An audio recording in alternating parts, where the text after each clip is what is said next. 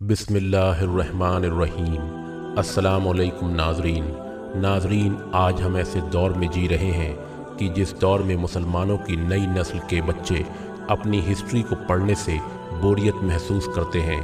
آج حالات تو یہ کہتے ہیں کہ ہر مسلمان بچے کو اپنی تمام چیزوں سے توجہ کو ہٹا کر صرف اپنی ہسٹری یعنی اتہاس پر توجہ دینا چاہیے، لیکن وہیں دوسری طرف مسلمانوں کے بچوں کا آج الٹا حال ہو چکا ہے۔ وہ لوگ اپنی ہسٹری کو پڑھنے کی بجائے اپنی صلاحیت اور اپنا بیش قیمتی وقت ٹک ٹاک جیسے فالتو کے ایپس پر برباد کر رہے ہیں، اور یہی وجہ ہے کہ ہم تمام لوگ دھیرے دھیرے پہلے کے لوگوں کے مقابلے میں اپنے بیش قیمتی مذہب اسلام سے دور ہوتے جا رہے ہیں۔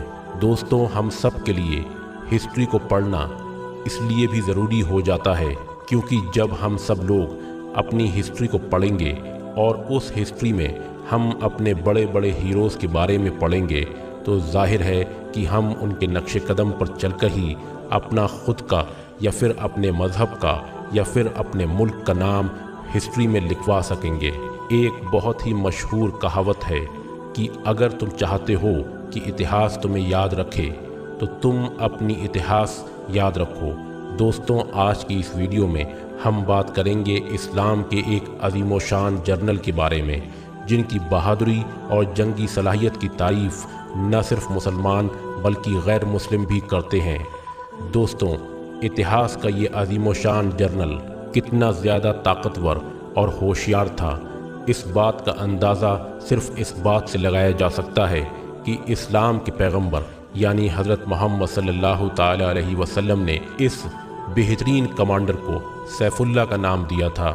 سیف اللہ کا مطلب ہوتا ہے اللہ کی تلوار۔ ان کا لقب رکھا گیا تھا اللہ کی تلوار۔ دوستوں، اس مشہور اور ہنرمند شخص کو آج پوری دنیا خالد بن ولید رضی اللہ تعالی عنہ کے نام سے جانتی ہے۔ دوستوں، خالد بن ولید کی پیدائش 592 عیسوی میں مکہ شہر میں ہوئی تھی۔ آپ کے والد کا نام الولید ابن المغیرہ تھا۔ ان کی گنتی مکہ کے ان چند تمام لوگوں میں ہوا کرتی تھی جو مکہ میں سب سے زیادہ امیر اور سب سے زیادہ نامور تھے۔ دوستوں، جس وقت اسلام کے پیغمبر حضرت محمد صلی اللہ تعالی علیہ وسلم جس وقت اسلام کے پیغمبر حضرت محمد صلی اللہ تعالی علیہ وسلم نے نبوت کا اعلان کیا اور لوگوں کو اسلام کی طرف لانا شروع کیا، اس وقت خالد بن ولید ان لوگوں میں گنے جاتے تھے کہ جو لوگ اسلام کے سب سے زیادہ کٹر دشمن تھے، اور خالد بن ولید اسلام آنے کے 19 سال بعد تک یہ ایمان نہیں لائے۔ یہ اسلام کے اتنے زیادہ بڑے دشمن تھے کہ ہمیشہ اسلام کو ہی مٹانے کے بارے میں سوچا کرتے تھے، ہمیشہ اسلام کے خلاف سازش کرنے والوں کے ساتھ ہی بیٹھا کرتے تھے۔ مگر دوستوں، جگ ظاہر ہے کہ اللہ تعالیٰ کی تو شان ہی نرالی ہے۔ کوئی نہیں جانتا کہ اللہ سبحانہ و تعالیٰ کسے ہدایت دے دے، اور یہی خالد بن ولید کے ساتھ ہوا۔ دوستوں، جب بھی مسلمانوں اور کافروں کے درمیان جنگ ہوا کرتی تھی تو زیادہ تر جنگوں میں کفار لوگوں کی طرف سے فوج کے سپہ سالار حضرت خالد بن ولید ہی ہوا کرتے تھے، کیونکہ یہ جنگی صلاحیتوں میں سب سے زیادہ مہارت رکھا کرتے تھے۔ تو دوستوں، سیدھے طور پر آپ نے یہ بات تو ضرور سنی یا پڑھی ہوگی کہ جب جنگ احد کے موقع پر حضور اکرم صلی اللہ تعالی علیہ وسلم نے مسلمانوں کی فوج میں سے کچھ صحابیوں کو ایک پہاڑی کے راستے پر یہ کہہ کر کھڑا کر دیا تھا کہ چاہیں مسلمان جنگ جیتیں یا ہاریں، لیکن تم لوگوں کو اس پہاڑی کے راستے سے نہیں ہٹنا ہے، کیونکہ وجہ یہ تھی کہ وہ پہاڑی ایسی جگہ پر تھی کہ مکہ کے کفاروں کی فوج اگر چاہتی تو اس پہاڑی کے راستے سے پیچھے سے آ کر مسلم پوائنٹ پر چپکے سے حملہ کر سکتی تھی۔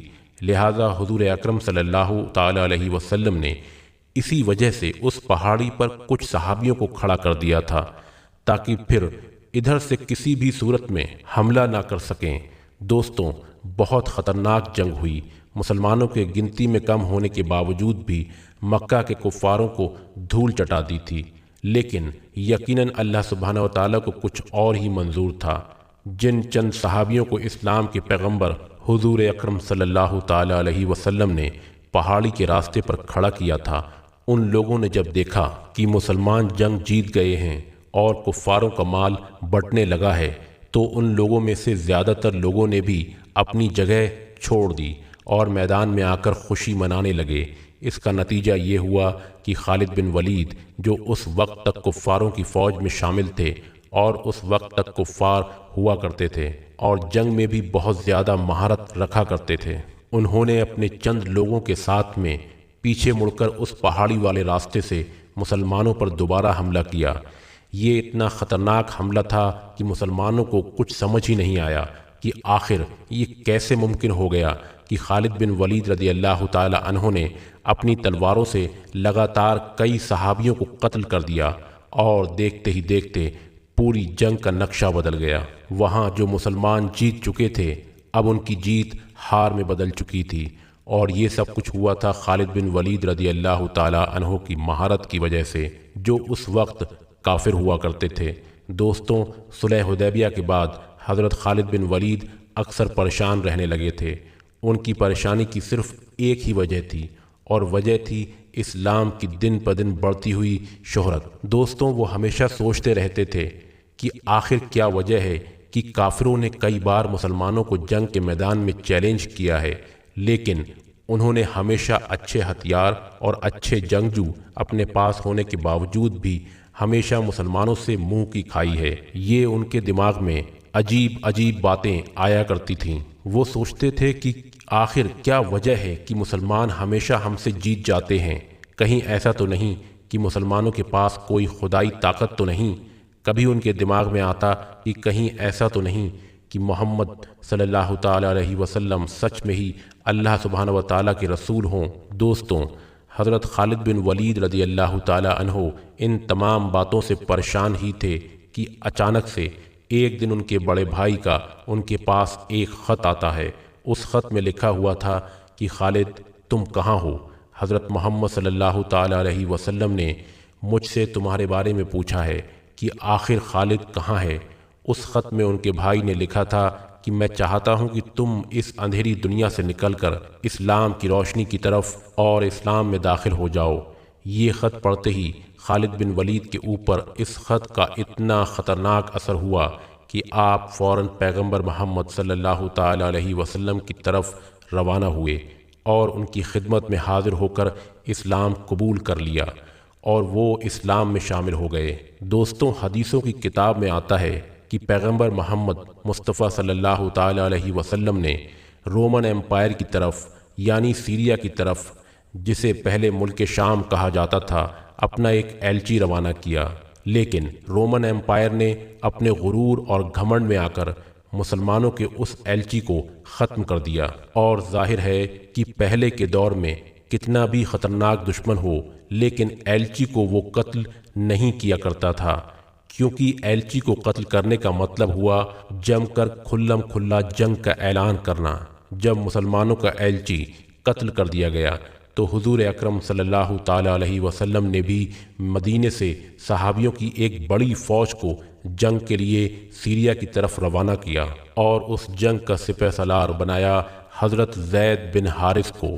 آپ کو دوستوں بتا دوں، زید بن حارث ایک صحابی تھے، حضور اکرم صلی اللہ تعالی علیہ وسلم کے منہ بولے بیٹے بھی تھے، اور وہ واحد ایک ایسے صحابی تھے جن کا نام قرآن میں بھی آیا ہے۔ اور حضور اکرم صلی اللہ تعالی علیہ وسلم نے جاتے ہوئے صحابیوں کو یہ نصیحت فرمائی کہ اگر زید بن حارث شہید ہو جائیں تو اس کے بعد اپنی فوج کا سپہ سالار جعفر کو بنا دینا، اور اگر وہ بھی شہید ہو جائیں تو اپنی فوج کا سپہ سالار عبداللہ بن رواحہ کو بنا دینا، اور اگر وہ بھی شہید کر دیے جائیں تو اس کے بعد جس پر تم لوگ متفق ہو جاؤ اسی کو اپنا سپہ سالار بنا دینا۔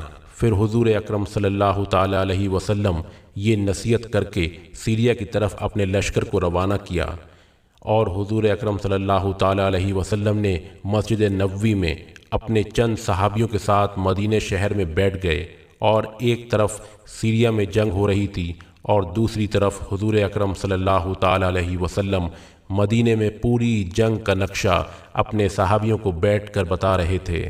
بڑی ہی خطرناک جنگ ہوئی، اور حضور اکرم صلی اللہ تعالی علیہ وسلم اپنے صحابیوں سے کہہ رہے تھے کہ جنگ میں اب زید بن حارث شہید ہو چکے ہیں اور اب اسلامک فوج کا جھنڈا جعفر بن طیار کے ہاتھ میں آ گیا ہے۔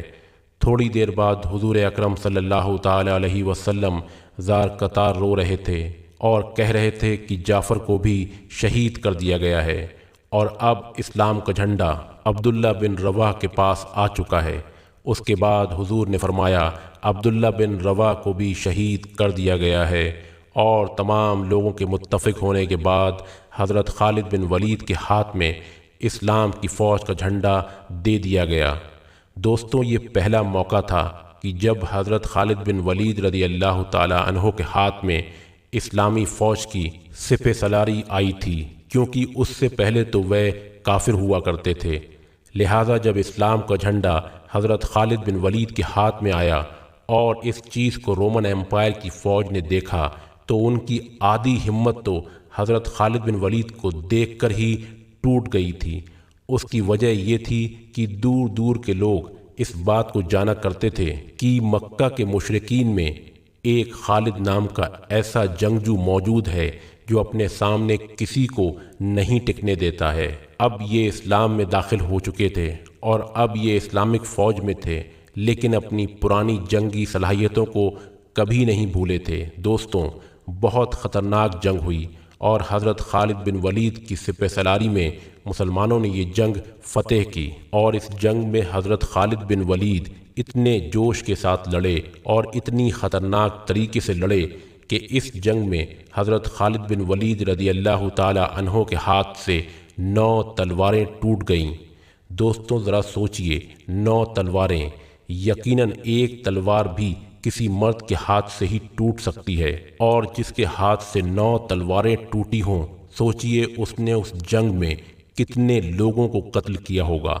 دوستوں، جیسا کہ میں نے آپ کو پہلے بھی بتایا کہ پیارے نبی حضور اکرم صلی اللہ تعالی علیہ وسلم سیریا میں ہو رہی جنگ کا حال مدینے میں بیٹھ کر اپنے صحابیوں کو بتا رہے تھے اور رو رہے تھے، تو جب حضرت خالد بن ولید رضی اللہ تعالی عنہ نے اپنی بہادری کے بلبوتے پر اس جنگ کو فتح کر لیا تو حضور اکرم صلی اللہ تعالی علیہ وسلم نے خوش ہو کر تمام صحابیوں کے سامنے حضرت خالد بن ولید رضی اللہ تعالی عنہ کو ایک نیا نام دیا، اور یہ نام تھا سیف اللہ۔ اور حضور نے فرمایا اب مسلمانوں کی فوج کی سپہ سالاری سیف اللہ کے ہاتھ میں ہے۔ دوستوں، سیف اللہ کا مطلب ہوتا ہے اللہ کی تلوار۔ حضور نے تمام صحابیوں کو جنگ کی فتح کی خوشخبری سنائی، اور یہ جنگ بعد میں جا کر جنگ مؤتہ کے نام سے مشہور ہوئی تھی۔ دوستوں، ظاہر ہے کہ خالد بن ولید رضی اللہ تعالی عنہ کا ذکر ہو اور جنگ یمامہ کا ذکر نہ ہو، یہ تو ممکن ہی نہیں ہے۔ حضرت خالد بن ولید کی سب سے مشہور جنگ جنگ یمامہ ہے۔ یہ وہ جنگ ہے جو مسلمانوں نے ایک ایسے شخص سے لڑی تھی کہ جس نے حضور اکرم صلی اللہ تعالی علیہ وسلم کی وفات کے بعد، یعنی جب حضور اکرم صلی اللہ تعالی علیہ وسلم اس دنیا سے ظاہری طور پر انتقال کر گئے، تو اس نے نبوت کا دعویٰ کر دیا اور اس نے کہا تھا کہ میں بھی نبی ہوں، اور اس کا نام تھا مسیلمہ کذاب۔ یقیناً یہ جنگ بہت خطرناک تھی، کیونکہ مسلمانوں کے سامنے کوئی چھوٹی موٹی فوج نہیں تھی بلکہ بہت بڑی فوج تھی۔ اس فوج کی تعداد تقریباً 50 سے 60 ہزار کے بیچ تھی، لیکن ظاہر ہے کہ مسلمان بھلے ہی کم تھے، لیکن ان کا سپہ سالار ایسا خطرناک انسان تھا جس کا نام تھا حضرت خالد بن ولید رضی اللہ تعالی عنہ۔ انہوں نے اپنی جنگی صلاحیتوں اور ہوشیاری سے مسیلمہ کذاب کی اتنی بڑی فوج میں تباہی مچا دی، اور وہ لوگ گھبرا کر اپنے قلعوں میں واپس بھاگنے پر مجبور ہو گئے، اور خالد بن ولید نے ان کے قلعے کو چاروں طرف سے گھیر لیا اور مسیلمہ کذاب کو قتل کر دیا گیا۔ اس کے بعد یہ جنگ بھی جیت لی گئی۔ حضرت خالد بن ولید حضرت ابو بکر صدیق کی خلافت کے پورے دور میں مسلمانوں کے آرمی چیف بنے رہے، یعنی مسلم فوج کے سپہ سالار بنے رہے، لیکن جب جنگ یرموک کا وقت آیا اور اس وقت حضرت ابو بکر صدیق کی وفات ہو گئی اور حضرت عمر رضی اللہ تعالی عنہ مسلمانوں کے خلیفہ بن چکے تھے، تو حضرت عمر رضی اللہ تعالی عنہ نے حضرت خالد بن ولید رضی اللہ تعالی عنہ کو مسلمانوں کے آرمی چیف کے پد سے ہٹا دیا۔ دوستوں، آج بھی بہت سے مسلمانوں کے دماغ میں بھی یہی غلط فہمی رہتی ہے کہ حضرت عمر فاروق رضی اللہ تعالی عنہ نے ایک ایسے سپہ سالار کو آرمی چیف کے پد سے کیوں ہٹا دیا جو ہر جنگ میں مسلمانوں کی فوج کو فتح دلا رہا تھا۔ لیکن اس کی مین وجہ یہ تھی کہ حضرت عمر فاروق رضی اللہ تعالی عنہ کی ان سے کوئی ذاتی دشمنی نہیں تھی، بلکہ اس کی اصلی وجہ یہ تھی کہ حضرت خالد بن ولید کی سپہ سالاری میں مسلمان لگاتار فتح پر فتح حاصل کیے جا رہے تھے، اور لگاتار فتح حاصل کرنے کی وجہ سے مسلم فوج کے سپاہیوں کے دماغ میں یہ بات بیٹھ چکی تھی کہ ہم حضرت خالد بن ولید کی وجہ سے ہی جنگیں جیتے ہیں، یعنی اگر کسی جنگ میں ہمارے ساتھ خالد بن ولید نہیں ہوں گے تو ہم اس جنگ کو کبھی نہیں جیت پائیں گے۔ مسلم سپاہیوں کی اسی سوچ کو مٹانے کے لیے حضرت عمر فاروق رضی اللہ تعالی عنہ نے خالد بن ولید رضی اللہ تعالی عنہ کو آرمی چیف کے پد سے ہٹا کر ان کی جگہ پر حضرت ابو عبیدہ ابن الجرہ کو بیٹھا دیا تھا۔ حضرت عمر فاروق رضی اللہ تعالی عنہ کے اس فیصلے سے پورے مدینے میں افراتفری مچ گئی۔ تمام لوگوں کے درمیان ادھر ادھر کی باتیں ہونے لگیں۔ تمام لوگ کہنے لگے، ارے عمر نے یہ کیسا فیصلہ لے لیا، اب مسلم فوج کا کیا ہوگا؟ اتنی بڑی فوج کے سامنے مسلم فوج کیسے مقابلہ کرے گی؟ اگر مسلمان ہار گئے تو کون ذمہ دار ہوگا؟ لیکن دوستوں، خدا کو کچھ اور ہی منظور تھا۔ مسلمانوں نے جنگ یرموک میں بڑی فتح حاصل کی، اور اس فتح کے بعد حضرت عمر فاروق رضی اللہ تعالی عنہ مسجد نبوی میں داخل ہوئے اور آپ نے لوگوں کے سامنے خطبہ دیا۔ آپ نے لوگوں سے کہا کہ اے لوگوں، میں تم لوگوں سے اسی سوچ کو تو مٹانا چاہتا تھا۔ تمہیں کیا لگتا ہے کہ ہمیں جتنی جنگوں میں بھی فتح حاصل ہوتی ہے وہ خالد کی وجہ سے ہوتی ہے؟ نہیں، بلکہ ہم کو فتح خالد کے رب کی وجہ سے ملتی ہے۔ کیا اگر کل کو خالد نہیں رہے گا تو تم کیا سمجھتے ہو کہ اسلام ختم ہو جائے گا؟ نہیں، اسلام کو تو ہمیشہ رہنا ہے، کیونکہ اسلام ہمیشہ سے تھا اور ہمیشہ ہی کے لیے رہے گا۔ میرے پیارے دوستوں، حضرت خالد بن ولید رضی اللہ تعالی عنہ نے اپنی زندگی میں تقریباً 200 جنگیں لڑی تھیں، اور وہ دنیا کے پہلے ایسے آرمی چیف تھے کہ جنہوں نے اپنی پوری زندگی میں ایک بھی جنگ نہیں ہاری تھی۔ یہاں تک کہ وہ جنگ جو انہوں نے کافروں کی طرف سے مسلمانوں کے خلاف لڑی تھی، یعنی جنگ احد، اس میں بھی ان کو فتح حاصل ہوئی تھی، اور اسلام میں داخل ہونے کے بعد انہوں نے تقریباً 7 سے 8 سال لگاتار کافروں سے جنگ لڑتے رہے۔ اپنی زندگی کے آخری وقت میں وہ بیماری کی وجہ سے بستر پر آ گئے تھے۔ اس کے بعد تمام صحابی ان کی چارپائی کے ارد گرد کھڑے ہوئے تھے، اور حضرت خالد بن ولید اس بستر پر لیٹ کر زار و قطار رو رہے تھے۔ صحابیوں نے پوچھا، اے خالد بن ولید، تم کیوں رو رہے ہو؟ حضرت خالد بن ولید رضی اللہ تعالی عنہ فرماتے ہیں کہ میرے جسم پر کوئی بھی ایسا حصہ نہیں ہے جہاں پر کسی تلوار یا نیزے کا نشان نہ ہو۔ میں نے اپنی زندگی میں سینکڑوں جنگیں لڑی ہیں، لیکن اس کے باوجود بھی آج میں بستر پر ایک بوڑھے اونٹ کی طرح مر رہا ہوں۔ میری بھی خواہش تھی کہ میں کسی جنگ میں قتل ہو کر ایک شہید کا درجہ حاصل کروں، لیکن ایسا نہیں ہو سکا۔ وہاں پر موجود تمام صحابیوں نے حضرت خالد بن ولید رضی اللہ تعالی عنہ سے کہا کہ خالد، ایسا کیسے ہو سکتا تھا؟ کیونکہ اللہ کے نبی نے آپ کو سیف اللہ یعنی اللہ کی تلوار کا خطاب عطا فرمایا تھا۔ اگر آپ کسی جنگ میں شہید ہوتے تو کافر کہتے کہ دیکھو اللہ کی تلوار ٹوٹ گئی، تو یقیناً آپ اللہ کی تلوار ہیں، تو ایسا نہیں ہو سکتا تھا کہ آپ کو کوئی بھی قتل کر سکے۔ ناظرین، تمام واقعات اور مراحل کی ترتیب کا ٹھیک ٹھیک تعین کرنا بہت مشکل ہے۔